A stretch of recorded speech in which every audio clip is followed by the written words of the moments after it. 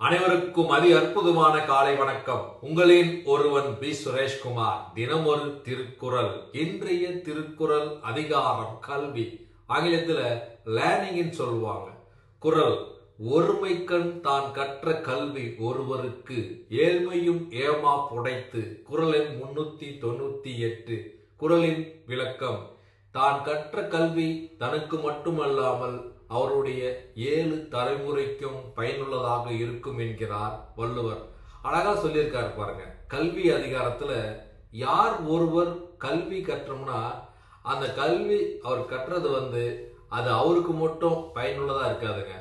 அவருடைய தலைமுறையும் பின்னால் வருகிற 7 தலைமுறைக்கும் பயனுள்ளதாக இருக்கும் சொல்லியிருக்காரு பாருங்க. கல்வி ஏற்கனவே அதிகாரம் சொல்லியிருப்பாரு.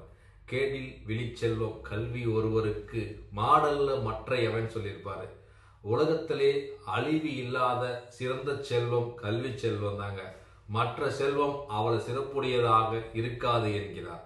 ஆமாங்க, எந்த ஒரு இதுலையும் நமக்கு 5 பூதங்கள் மழை, நீர், நெருப்பு, காற்று, ஆகாயத்துல எந்த சீற்றத்திலையோ நம்முடைய பணம், பொருள், சொத்து எது அழிஞ்சாலும் நாம் கற்ற கல்வியானது என்றைக்கும் அழியாது.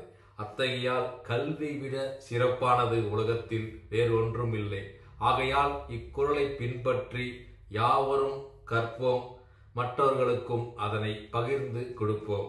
மீண்டும் திருக்குறள்: ஒருமைக்கண் தான் கற்ற கல்வி ஒருவருக்கு ஏழ்மையும் ஏமா புடைத்து.